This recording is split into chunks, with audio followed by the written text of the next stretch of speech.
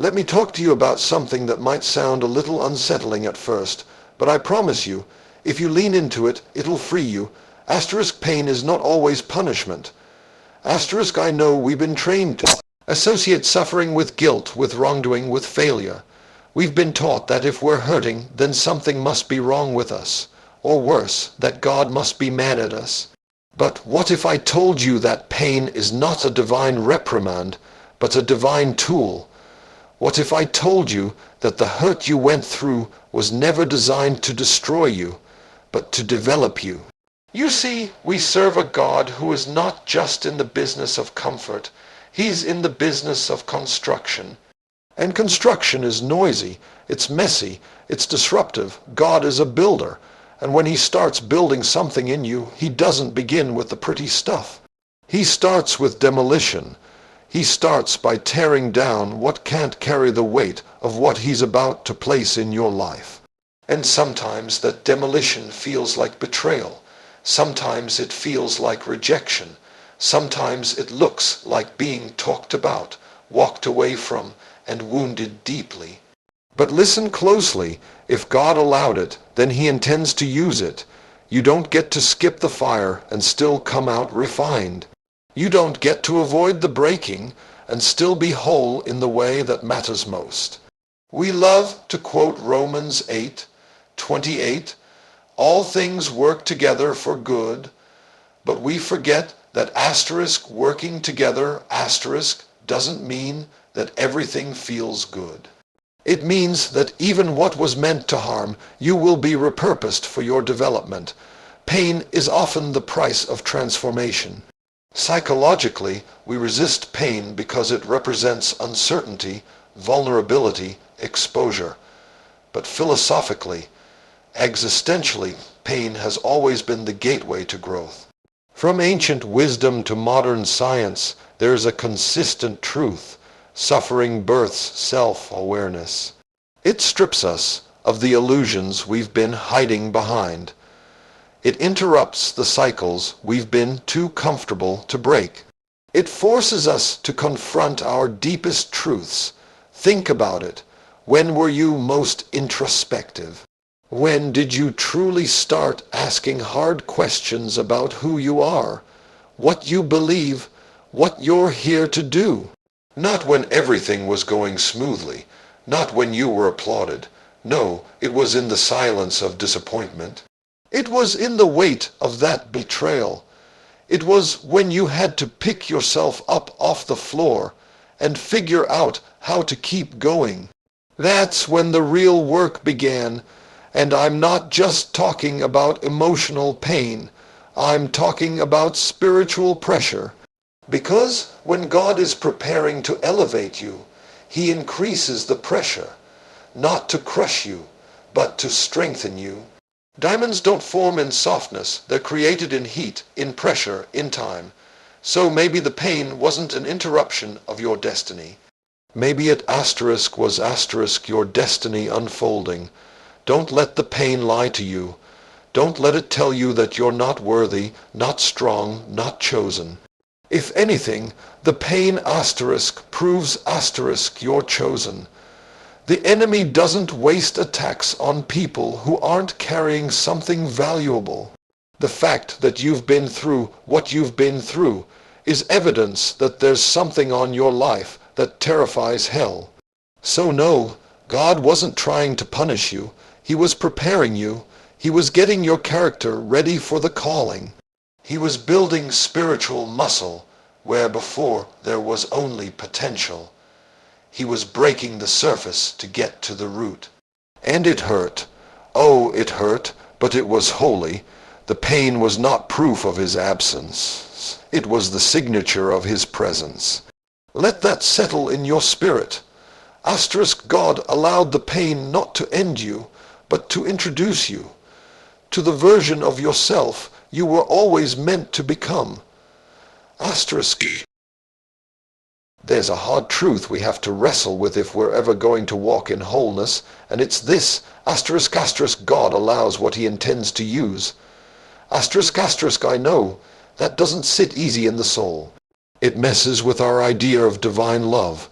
We ask, asterisk, how could a good God let them lie on me?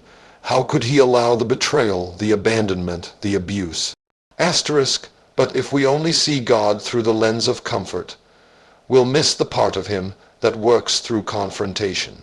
If we only welcome the God who gives and reject the one who allows, we'll stay shallow, and shallow people don't carry deep purpose. Let's go deep for a moment. There are things that happened in your life that didn't make sense at the time.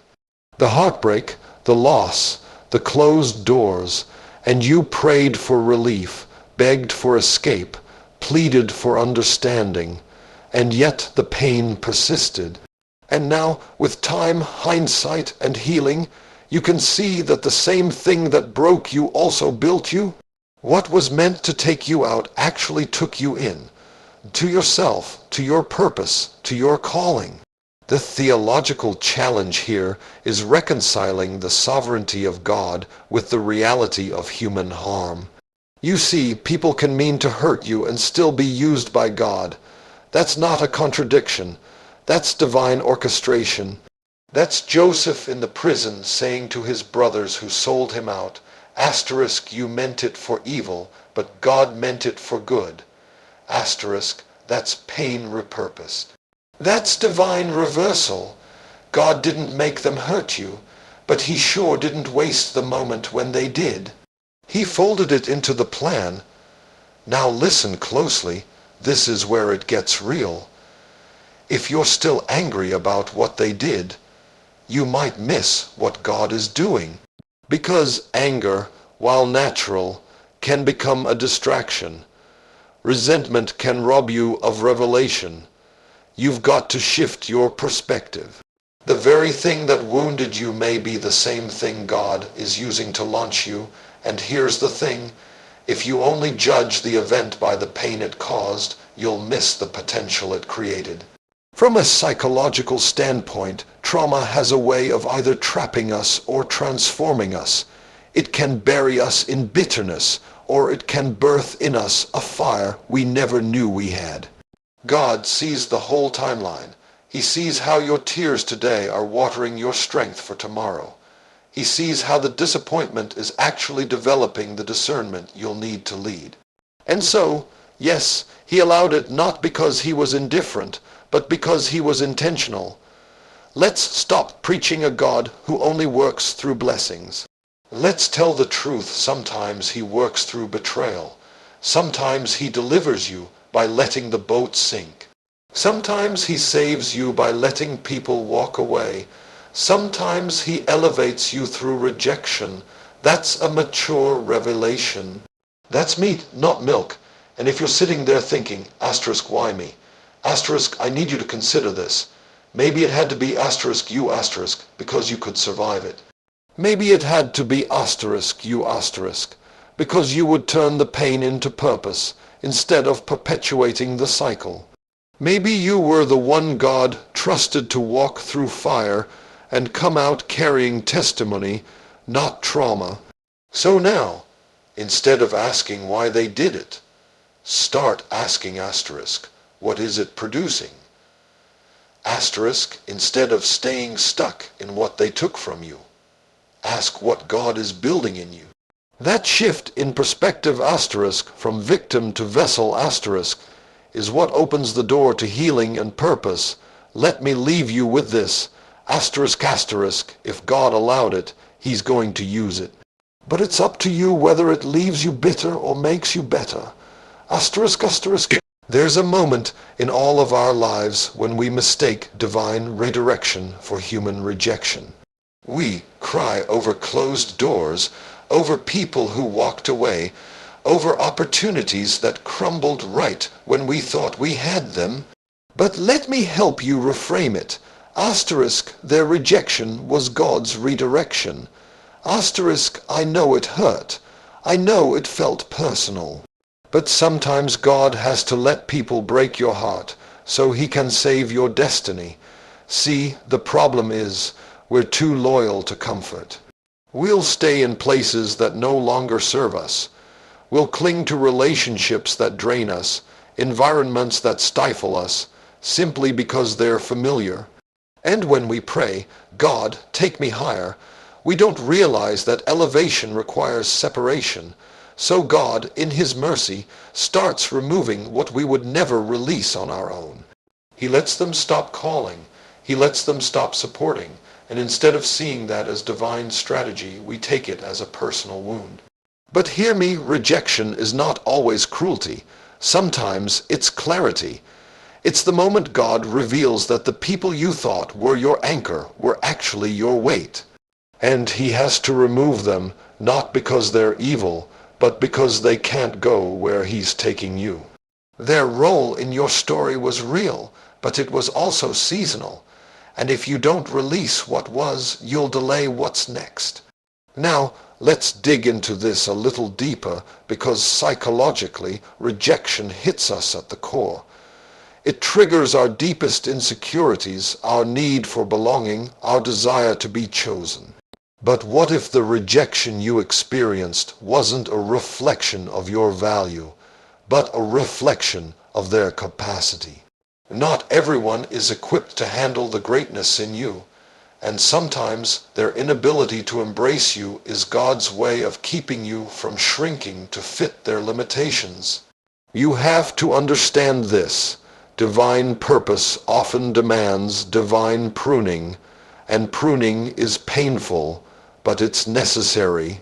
If God didn't cut certain people off, you would have spent the next 10 years trying to carry people who never wanted to grow.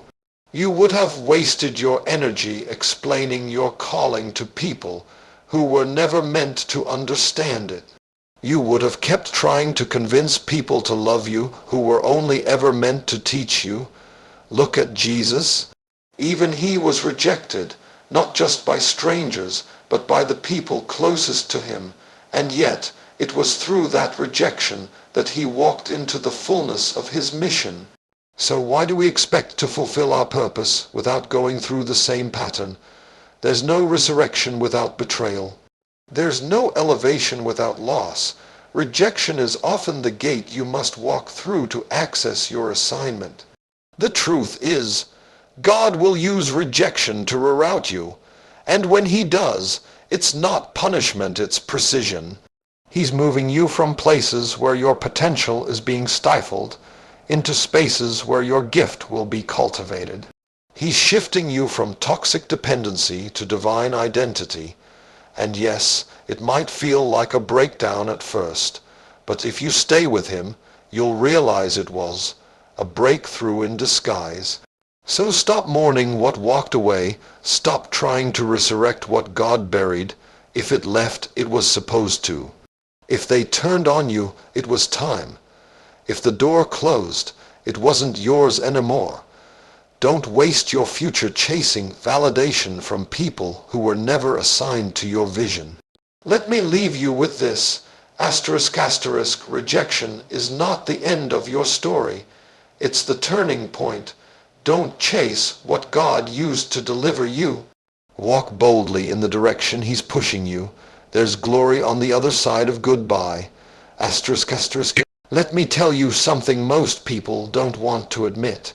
We don't really discover our purpose until something breaks us. We talk about vision and calling and destiny like they show up fully formed and clear.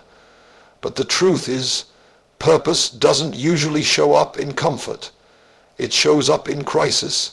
Brokenness births purpose. And I don't mean that lightly. I mean that some of the most powerful people walking the earth today only stepped into their assignment because they first fell apart. That's why you have to stop despising the season that crushed you. Stop resenting the moment that broke your heart, your plans, your confidence. Because whether you realize it yet or not, that breaking wasn't the end, it was the beginning of something sacred. You were not being destroyed. You were being delivered. That pain didn't kill your purpose. It awakened it. There's a psychological transformation that happens in the aftermath of trauma. It's called post-traumatic growth.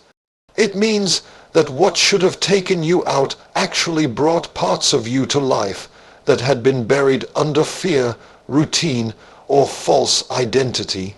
Think about that. Sometimes the thing that pushed you to the edge was the very thing that pushed you into your truth.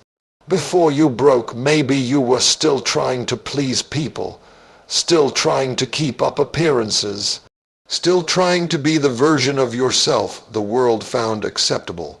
But after the breaking, after the betrayal, the loss, the fall, you stopped pretending, you stopped performing, you started getting honest.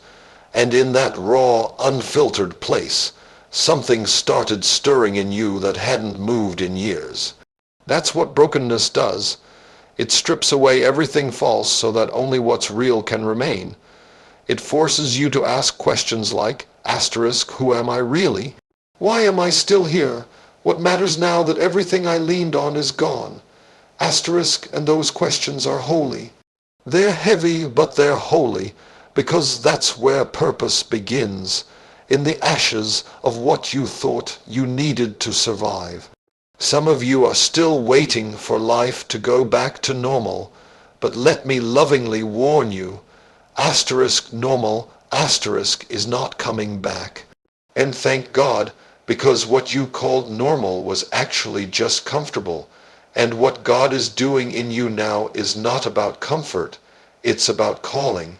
You had to be broken so you could be real. You had to be shattered so you could finally see. You had to be emptied so that God could fill you with something eternal. Philosophically, brokenness has always been seen not just as a state of suffering, but as a portal to awakening. From ancient wisdom to modern thought, there's a consistent truth. Crisis creates clarity.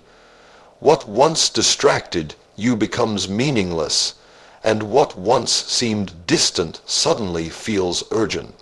You start to live on purpose because you've touched your own fragility. You realize this life is too precious to waste on pretending. So maybe the pain wasn't a detour.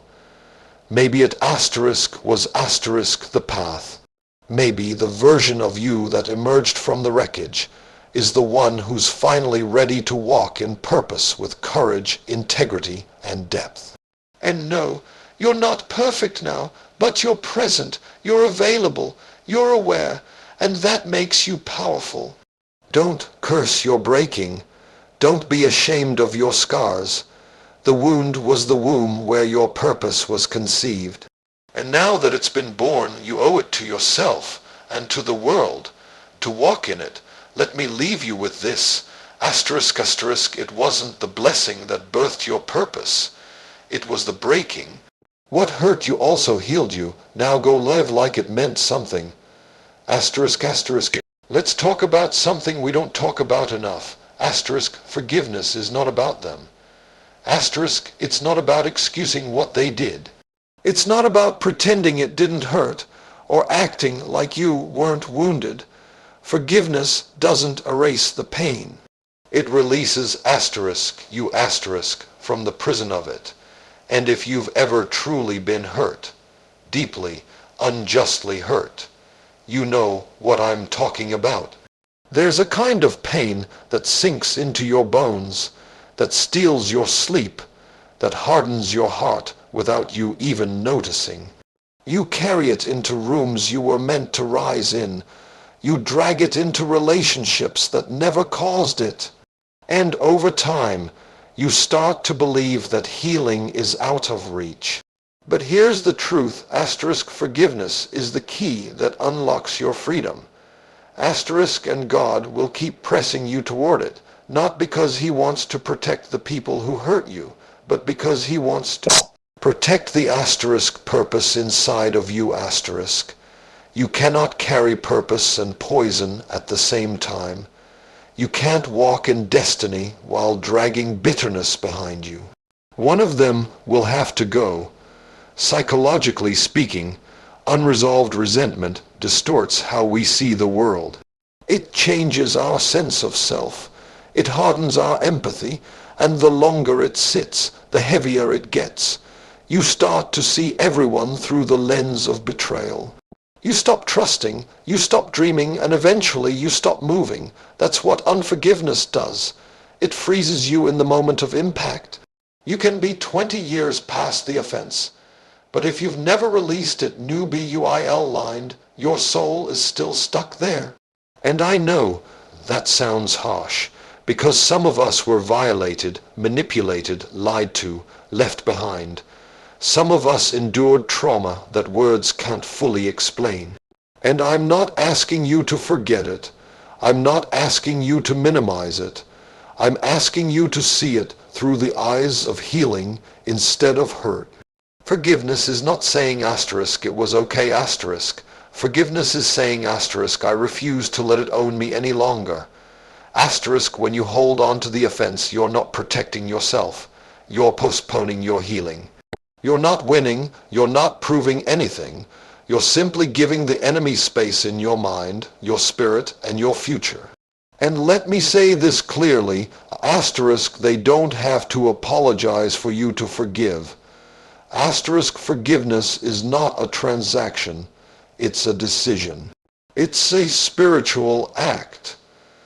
It's a declaration that what they did will not define what God does next. Some of the most anointed people I know are the ones who had every reason to stay bitter, but chose better. They chose healing. They chose peace. They chose to move forward.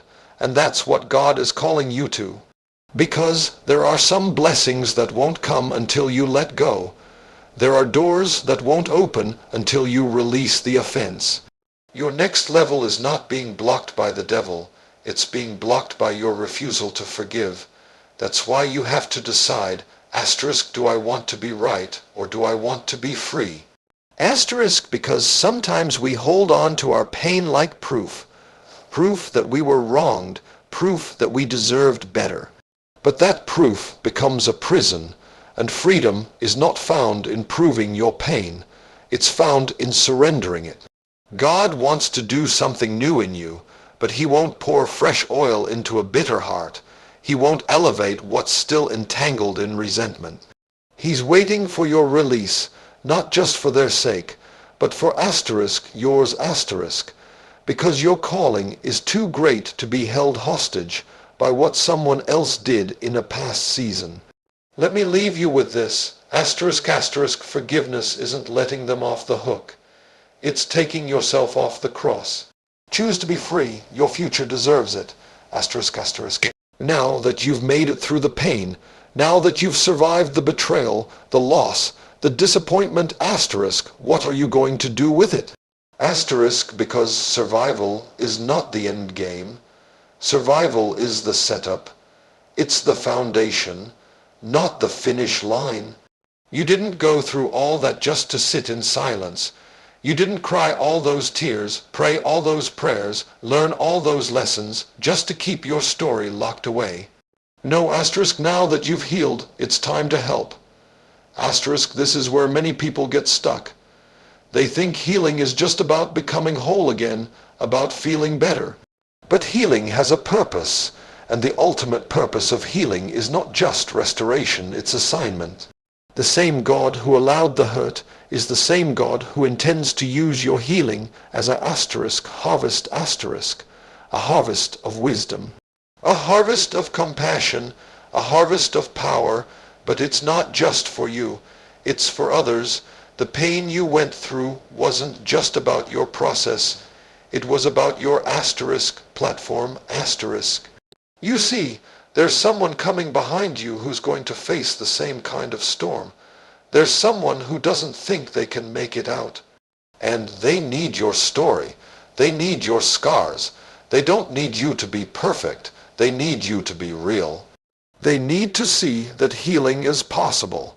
That peace is still available. That purpose still lives after pain. God never wastes a wound. He never lets trauma pass through your life without assigning meaning to it. But the meaning doesn't fully mature until you offer it back in service to someone else. That's the part of healing nobody talks about. We think healing is the end, But healing is the beginning of ministry. Asterisk, your ministry is hidden in the very thing that tried to destroy you. Asterisk, philosophically, this is what we might call asterisk redemptive suffering asterisk. The idea that pain, when embraced and transformed, can be turned into power, not in the surface sense of appearing strong, but in the deeper sense of asterisk carrying truth asterisk. Because people are drowning in false strength, what they need is asterisk honest strength asterisk. Strength that says, I've been there, I've felt that, and I made it through. And that's something only asterisk you asterisk can give. And don't think you have to stand behind a pulpit to do it. Ministry isn't just preaching. It's showing up with presence.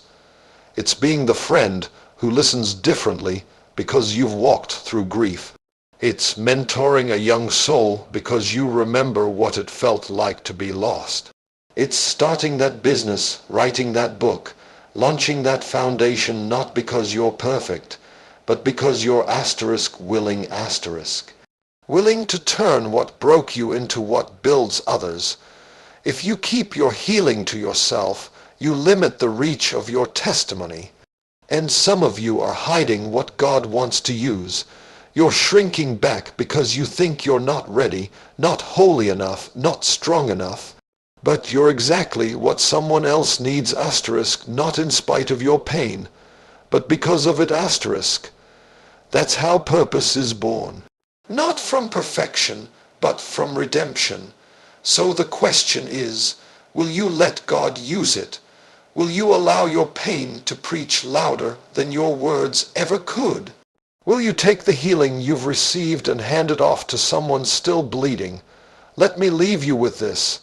Asterisk asterisk, your healing is not just your victory. It's someone else's roadmap. Don't waste what you survived.